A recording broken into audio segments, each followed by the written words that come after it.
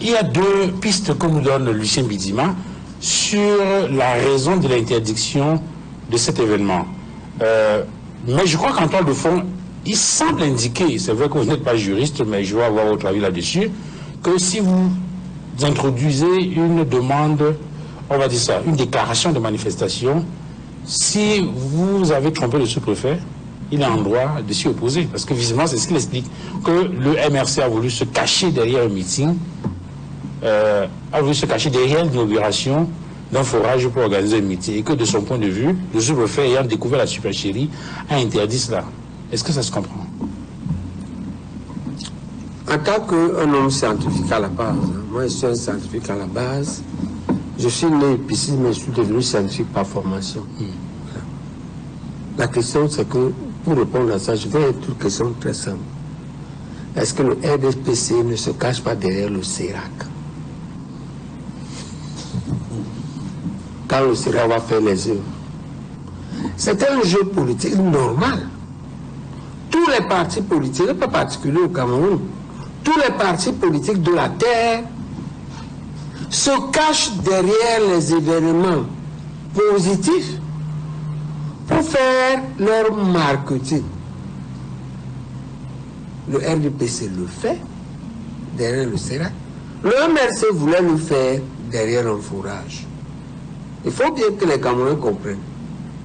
Et ce débat-là, il ne faut pas que les Camerounais croient que, soient sûrs que le jour où le MRC sera au pouvoir, il va construire les forages dans tous les villages. Parce que l'Islam Nord a effectivement, j'ai vécu là-bas, c'est mon premier poste. Mais dont vous parlez là, était à Moura, était en tout, mais mairie à 20 km, parce que mon ami, le Rotom Mongala, était là-bas au même moment. Moi, j'étais à Kolfata, c'est 20 km Kolfata, 20 km mairie. Donc j'allais à la mairie. C'est sec. Et le problème fondamental dans ces régions du pays, c'est l'eau. Il n'est pas admissible que 75 ans après les indépendances, chaque village de l'extrême nord n'ait pas un forage. Parce que les études scientifiques ont prouvé que là-bas, à Kolfata, comme en mairie, l'eau est à 80 mètres. Et les forages vont jusqu'à 125 mètres. Donc ils vont prendre un nappe phréatique. Et si l'on admet que le Cameroun a, je dis n'importe quoi, on va mettre un village par conseiller municipal. Parce que c'est ça la norme. C'est un village par conseiller municipal dans chaque commune. À peu près. Et il y a 10 000 conseillers municipaux. Le Cameroun devait avoir au moins 10 000 forages. En 75 ans, c'est quand même ces forages donnés par an, non?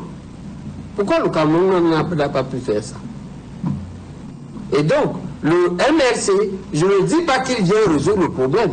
Je ne dis pas qu'il va résoudre le problème le jour où il sera au pouvoir. Je dis qu'il a le mérite d'avoir titillé, d'avoir mis le doigt sur le problème. Et je dis au RDPC que vous jouez un mauvais jeu. Le MRC va donc s'accrocher pour ça, pour démontrer que votre pouvoir est dictatorial. Vous n'aurez pas dû. Et qu'est-ce que vous auriez dû faire? Faites l'inverse. Sachez que là où on est là, le peuple camerounais a un rencontre féroce contre votre régime. Parce que votre régime lui-même, ou le président lui-même, a fait un aveu en mettant entre 25 et 30 d'entre vous en prison pour prévarication de la fortune publique. C'est un aveu. C'est-à-dire que votre régime, votre gouvernement pille la fortune publique. Cette rancune est si féroce que même quand vous faites bien, ou quand vous ne faites pas, les Camerounais vous soupçonnent. Il faut que vous sachiez ça. Quand vous avez, il faut que tous les gouvernants du Cameroun, qui sont pour sachent que quand tu démarres ta VX là dehors, tu passes, tu éclabousses un Camerounais. Il sait que tu es dans une voiture de 40 millions. J'ai pris l'exemple du lycée. Quand le proviseur vient, lui garde sa VX de 40 millions à la cour du lycée, devant son bureau. Après, les élèves qui viennent dans ce lycée, en des salles de classe qui ont 100 élèves, il sait qu'il n'est pas bien formé, parce qu'ils sont trop nombreux. Lui et ses professeurs qui entrent, ils ont de la haine dans le cœur. La vraie question du cadre RDPC, c'est comment faire pour diminuer cette haine pour le peu de temps qui vous reste. Parce qu'une telle haine, non, la haine continue en Bidima, vous n'avez pas d'issue. Vous allez disparaître. Si vous continuez ça, parce que, non, vous allez disparaître.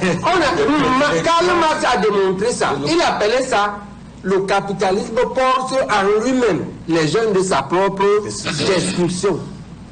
Si ça continue, vous allez vous détruire vous-même. C'est ça qui va se passer.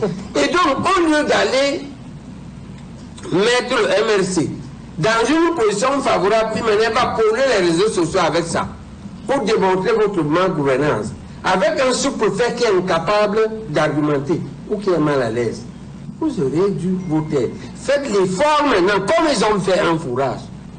Vous faites 10. C'est pas le problème de forage. D'accord. Non, c'est le problème de l'administration de la sécurité. Non.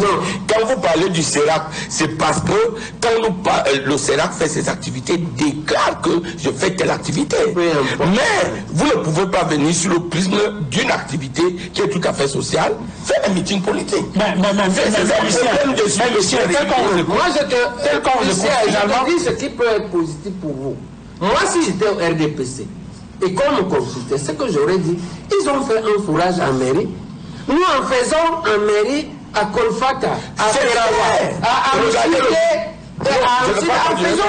je ne parle pas du RDPC, mais regardez le budget d'investissement. Le Cameroun aussi là pour être géré.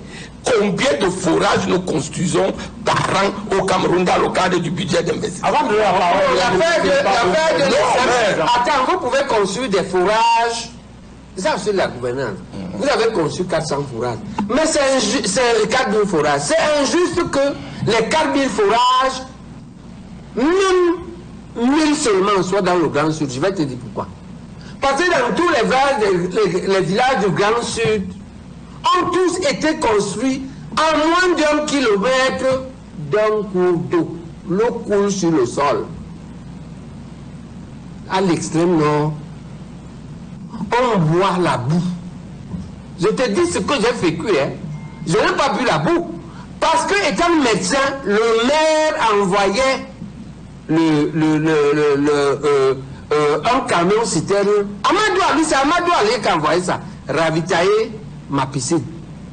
Qui n'était pas la piscine pour me baigner. C'était la piscine pour l'eau de ménage. Et moi, j'achetais l'eau minérale ou à Maïdougouri, ou à Banki, ou à Maroua.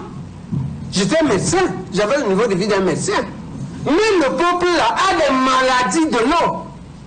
Donc s'il y a 4000 forages que vous avez construits, et que 3000 ne sont pas à l'extrême nord, dites-moi, ce n'est pas la gouvernance. On peut vous pardonner si vous ne savez pas. Mais vous n'avez pas le droit de savoir et vous gouvernez. Les 3000 forages, on ne devrait pas avoir un village de l'extrême nord qui n'a pas de forage. Le MRC ne devrait pas trouver de la place. Et ce qu'il faut faire, c'est vous rattraper par rapport à ça. Vous pouvez vous rattraper, si le parti ne veut pas le faire, faites-le faire par les élites là-bas. Et les élites là-bas. Le vieux Cavaille n'est pas là-bas. Qu'est-ce qu'il fait? Mais là, c'est chez lui, hein. C'est la commune du président de l'Assemblée. Qu'est-ce qui fait que le MRC trouve un village dans la commune du président de l'Assemblée nationale qui n'a pas de courage? Le MRC ne devait pas trouver l'espace. Il devait trouver que quand il arrive dans un village pour faire un fourrage, les gens lui disent que non, ce n'est pas le fourrage, fais autre chose. Il y a déjà le fourrage. C'est ça, Lucien. Et moi, je vous appelle ici, rattrapez-vous. Que de travailler maintenant à arrêter le MSC à travers un pauvre sous-préfet pris entre les taux de ce qui est juste, sa propre ignorance ou sa propre culture et un parti qui le harcèle avec un ministre Moulinex. Alors, parce que c'est ça l'affaire. Le pauvre sous-préfet, il est écrasé entre tout ça. Alors, Edmond Kamdia, sur cette question, justement, il faut interroger la posture du sous-préfet. Et on voit là un sous-préfet qui interdit l'inauguration d'un forage Lucien a indiqué que le MRC se cache derrière le forage pour faire un meeting. Et la question qu'on se pose, c'est, et même si c'est un meeting, est-ce que le sous-préfet a le droit d'interdire un meeting politique? Et maintenant, la raison que le sous-préfet évoque, lorsqu'on écoute le développement de Lucien, ce n'est pas la même chose. Le sous-préfet parle de risque de trouble à l'ordre public. Mais Lucien, dans son développement, et selon les sources et les informations qu'il a, il semble que le meeting était interdit pour Super Chéri. Vous savez, le communicant du RDPC, il donne les informations certainement par rapport à la source qu'il aurait, où il aurait puisé. Maintenant, l'attitude du sous-préfet de mairie, nous pouvons la questionner. Nous pouvons questionner cette interdiction. Parce que voyez-vous, il s'agit d'une œuvre sociale. Parlons de l'objet. C'est d'abord une œuvre sociale. Même si ceux qui ont voulu inaugurer sont membres d'une formation politique. C'est d'abord une œuvre sociale. Et lorsqu'un sous-préfet, du haut de sa posture d'autorité administrative, je parle du principe que c'est une œuvre sociale, que tout le monde peut découvrir le jour de son inauguration, qui va servir la population locale. Et quand je parle de la population locale, quand quelqu'un vient puiser l'eau, il ne vient pas avec l'étiquette d'une formation politique. C'est pour toutes les populations, quelle que soit la formation politique à laquelle appartiennent ces populations. Il ne me semble pas que dans l'idée du MRC, c'est de faire construire, inaugurer un forage qui n'appartiendrait qu'aux militants du MRC. Ce serait absurde, à mon sens. C'est pour cela que je pense que pour le sous-préfet, le fait d'interdire l'inauguration de ce forage à usage domestique et agricole, c'est un signe de méchanceté, c'est un signe de manque d'humanité. Et on n'attend pas ça d'une autorité administrative dans un état de droit. C'est-à-dire que l'on soit un citoyen ordinaire, que l'on soit une formation politique, lorsqu'on se propose d'offrir une œuvre sociale qui va aider les populations, lorsque le sous-préfet, quelles que soient les idées qu'il a derrière la tête, quelles que soient ses intentions, décide d'interdire, et voyez-vous, il dit, pour menace grave de trouble à l'ordre public.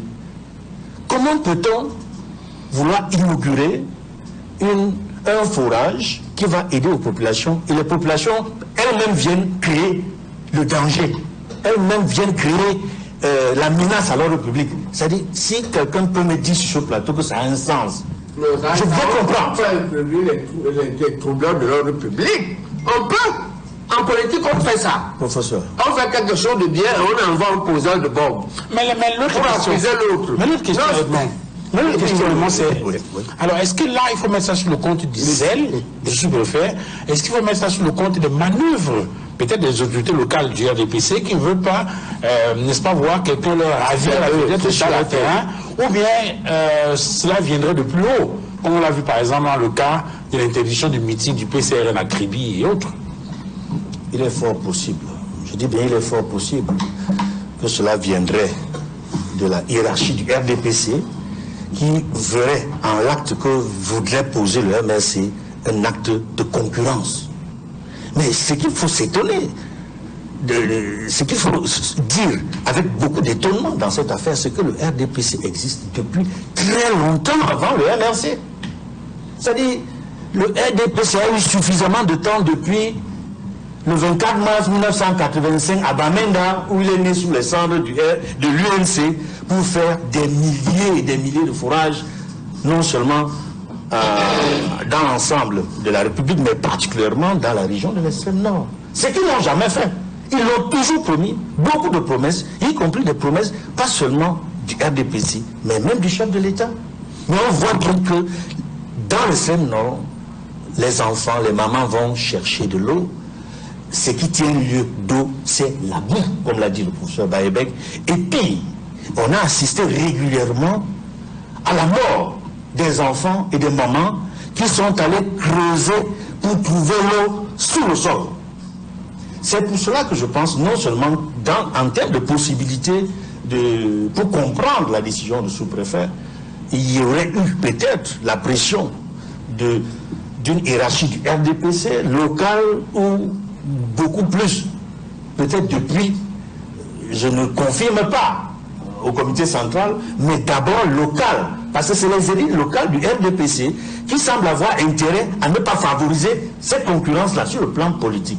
Maintenant, est-ce que sur le plan administratif, il y aurait eu autre chose, une possibilité d'intervention ou de pression? Mais aussi, parce qu'on l'a vu ailleurs, vous l'avez si bien dit, par rapport au PCRN, avec tous les problèmes qu'ils ont eus, Gabriel Libi voulait organiser une convention, un congrès à Kribi, le sous-préfet de la localité ne l'a pas permis, mais curieusement, dans l'extrême nord, dans une localité, on a appris qu'il y aurait eu un congrès extraordinaire qui aurait permis à M. Kona d'être à la tête de cette formation. L'affaire en justice, on le sait, je ne reviendrai pas là-dessus. Je voudrais rentrer profondément dans ce débat au plan politique pour dire qu'il y a quelque chose d'absurde et d'aberrant dans les décisions que prennent la plupart des sous-préfets lorsqu'il s'agit des actions que veulent mener l'opposition en général, le MRC en particulier. Je prends cet acte-là, cette interdiction, parce qu'il dit clairement, est interdit. C'est-à-dire, il interdit cet événement. Il interdit la manifestation publique. Le terme utilisé, c'est la manifestation publique. Le demandeur parle d'inauguration d'un forage. Lui dit interdiction de manifestation publique. Allez-y comprendre quelque chose. Est-ce que... Non, permettez à moi que je n'ai pas terminé. Non, je n'ai pas terminé. Et cette interdiction vient à la suite d'autres interdictions faites contre le même parti politique dans la même localité lorsqu'il a voulu installer ses responsables régionaux. Donc, permettez-moi de faire une précision. Duval, l'administration n'a pas interdit au MRC de construire un forage. Parce que, je veux vous le dire par expérience, on construit au moins un forage pendant 2 semaines. L'administration était bel et bien au courant que le MRC offrait un puits d'eau, c'est-à-dire un forage. Comprenez, parce qu'il ne faut pas que ça titille dans les têtes des Camerounais, comme si l'administration interdisait au MRC de faire quoi que ce soit. Non. Et on n'a pas besoin d'inaugurer le forage pour offrir de l'eau à la population. Je l'ai construit par le biais des amis tous les mois. On n'en a pas besoin. Dès que vous avez déjà construit le forage, l'eau commence à couler, on s'en sert pour terminer. On n'en a pas besoin. Voyez donc là où se trouvait le problème. Pour un forage que vous avez construit, que tout le monde construit, que je viens de voir au niveau du budget du Cameroun, près de 5000 forages sont construits tous les ans. On n'en fait pas forcément des inaugurations. Mais pourquoi vous vous cachez derrière le forage pour faire un meeting politique, alors que vous avez le droit de faire un meeting politique? Donc je dis aux Camerounais, l'administration n'a pas interdit au MRC de faire des actions d'ordre social. Mais c'est que le sous-préfet, je présume, je ne suis pas très sûr, aurait peut-être identifié derrière cette inauguration des risques liés à l'insécurité. C'est aussi son devoir. Mais ce n'est pas le forage qu'on a interdit. D'ailleurs aujourd'hui, moi je vais vous dire, ce forage existait déjà. Les Camerounais doivent dire là-dessus. Est-ce qu'on a eu besoin forcément de l'inaugurer? Vous voyez la supercherie.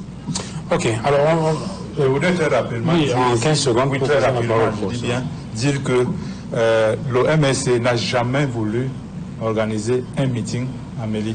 Quand nous voulons organiser un meeting, nous le disons. Nous faisons toujours ce que nous voulons faire. Nous ne cachons derrière rien, absolument rien. D'autre part, je voudrais le préciser que nous n'avons parlé d'un point d'eau. Parce que ce que nous avons fait, c'est un puits moderne, un puits à mobilité humaine. Or, le RDPC, chaque fois dans le budget public, nous parle de forage. Forage vient de forêt. C'est-à-dire que c'est un appareil qui va faire. Et en réalité, ce n'est pas des forages qu'ils font. C'est des puits modernes, à mobilité généralement humaine. Mais ils transforment ça, ils vous disent que c'est des forages. Et est-ce qu'un forage, avec 1 million qui 6 attributs pour cette activité-là, on peut bien construire un forage. Mais ils n'ont jamais construit le forage. Allez partout où le gouvernement construit, voir que c'est des puits modernes, c'est pas des forages. Il faut moins que pour le peuple camerounais, ça vous arrête parce que je viens dans le faut que le Camerounais comprenne cette supercherie du gouvernement. Il faut que la population comprenne cette supercherie du gouvernement. Le gouvernement ne construit pas des forages, mais plutôt des puits modernes. En tout cas, là n'est pas notre problème. La question c'est pourquoi